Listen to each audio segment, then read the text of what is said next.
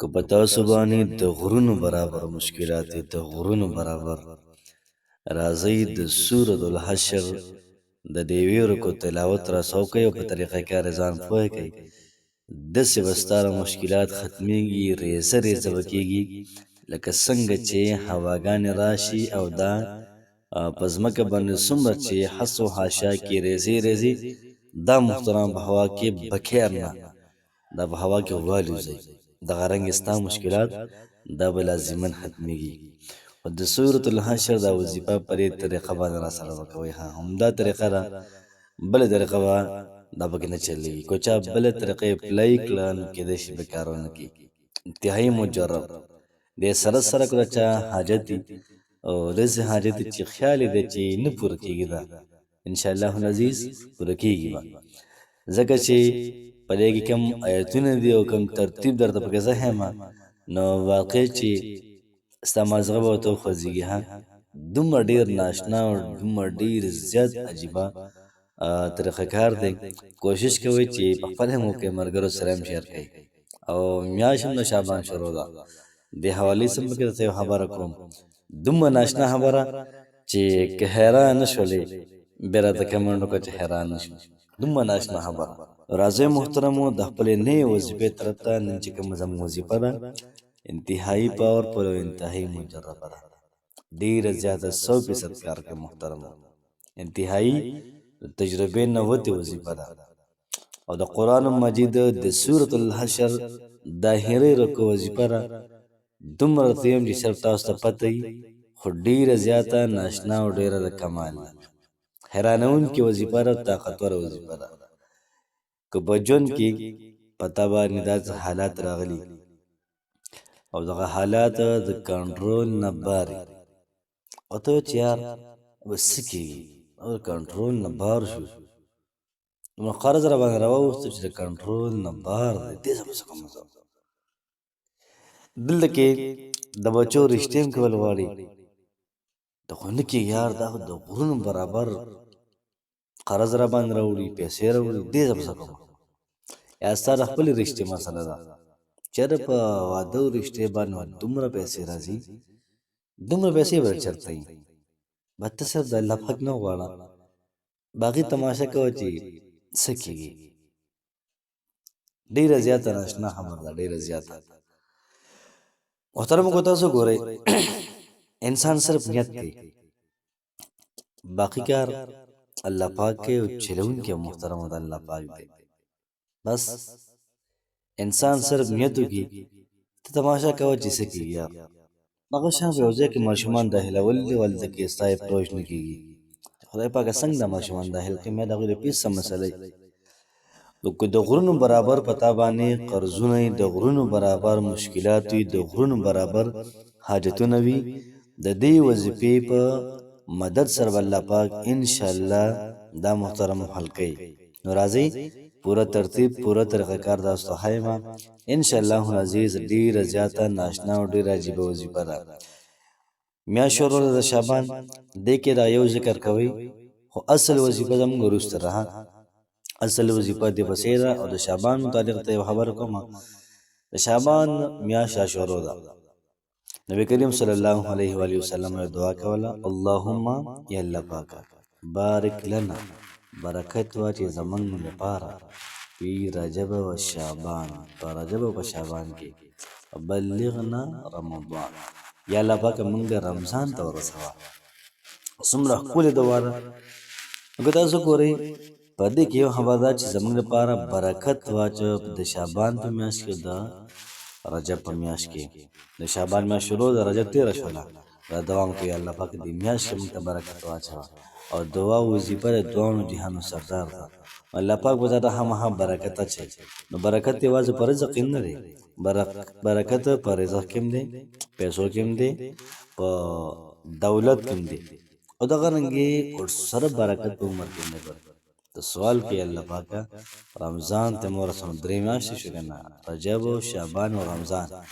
نو یو قسم لا عمر کې د زیادت سوال هم پکې دی، الله پاک به تعالی پکې عمر دام سوا درکړي. نو کوشش وکړئ چې دا وظیفه هم حق کوي. اللهم بارک لنا فی رجب و شعبان و بلغنا رمضان. الله پاک موږ رمضان ته ورسوي او په رجب او شعبان کې زموږ دپاره برکت واچوي.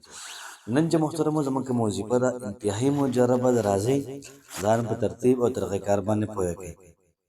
نن چې کومه وظیفه ده محترمو د سورة الحشر داخلي رکوع وظیفه ده او دومره ناشنا وظیفه ده محترمو، دومره چې حیرانونکې وظیفه ده، هی حیرانونکې ده. نو چې کله تاسو دا وظیفه کوئ او تاسو د سر نه دا رکوع راونیوله او راورسېدلې، لو انزلنا هذا القرآن على جبل لرأيته، کو چېرته موږ دا قرآن نازل کړی وی په یو غر باندې، لرأیته تا به لیدلی وی، خاشعا متصدعا من خشیة الله، الله پاک د یرې نه به دا ریزه ریزه شوی وی. نو چې کوم من خشیة الله دی په دغه ځای کې به لږ مراقبه وکړي، لږه مراقبه به وکړي. مراقبه مطلب دا چې په ځان باندې څادر راواچي یا یو بغیر څادره یو سیټ ته کېناستی شي او سوچ یې تلی شي. سوچ به دا وي چې ستا یو مشکل دی ذهن ته راوله، یا الله پاک زما نه مشکل دی دا خو د غر نه سوا نه دی، یا الله پاک د مشکل راله ریزه ریزه کړي او مشکل زما ختم کړي. دغه ځای ته وویلې بیا که چېرته به تا باندې قرض وي نو څه به ویې، یا الله پاکه ما باندې د غرونو برابر قرض دی، ستاره کلام او غرونه ریزه ریزه کوي، ربه په دې وظیفې به برکت باندې زما نه قرض ریزه ریزه کړي، ختم یې کړي ستا. محترم مسلمانانو څنګه به ختمېږي؟ داسې ختمېږي باقي موږ صرف ویل دي او په لا یقین ساتل دي، الله پاک به کوي. ستا په کلام باندې غرونه ریزه ریزه کېږي، زما دا قرض هم ریزه ریزه کېږي. ستا یو حاجت دی او هغه حاجت ته مهمه دیوالونه دي او هغه دیوالونه پار کول ډېر ګران کار دی. د پیسو دیوال دی، د رشتو دیوال دی، د رواجونو دیوال دی. بس دغه ځای کې سوچ وکړه یا الله پاک زما دا حاجت دی، مخکې دیوالونه دي دغه دیوالونه دي ته دا ریزه ریزه کړي. تماشه کوه محترمو چې څنګه ستا حاجت دا پوره کېږي. دومره په ښه طریقې پوره شي چې تاسو به حیرانه یې. دا یوه طریقه شوله. دویمه زه مخکې هو الله الذي لا اله الا هو عالم الغيب والشهادة هو الرحمن الرحيم. والله الذي لا اله الا هو الملك القدوس السلام المؤمن المهيمن العزيز الجبار المتكبر سبحان الله عما يشركون. لسرنا بدر القرآن يولي وتعرف صرف زينة هنا. هو الله الخالق البارئ المصور له الأسماء الحسنى. له الأسماء الحسنى الله پاک د پر خپل نمونه دي. بیا وته د قرآن مجید دا سر راوړي کوم چې اسماء الحسنى دي. هو الله الذي لا إله إلا هو الرحمن الرحيم الملك القدوس السلام المؤمن المهيمن العزيز الجبار المتكبر. سر نبوالي الرشيد الصبور پورې ودې ویلي دقه څه کې دعا وکړه یا ربا تا په قرآن کې ویلي چې ولله الاسماء الحسنى. الله پاک د پر خپل نمونه دي فادعوه بها، تاسو رابلې الله پاک. دې ځکه آیت د قرآن مجید څنګه دی اول دغه تاسو سره اسماء الحسنى ویلي بیا کوئی دوا خدا لازمن کړی انتهایی پاورفل وظیفه ده. داسې وظیفه ده محترمو چې دې نه باندې ماته نه ښکاري.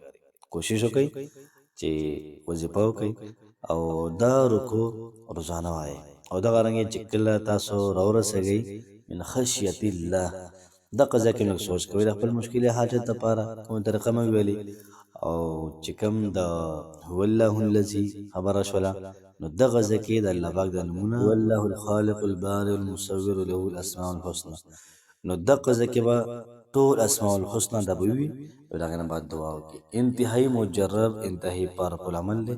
کوشش وکړئ خپله مو کوئ ملګرو سره هم شیر. الله پاک مو خوشحاله آباد ساته. السلام علیکم ورحمة الله.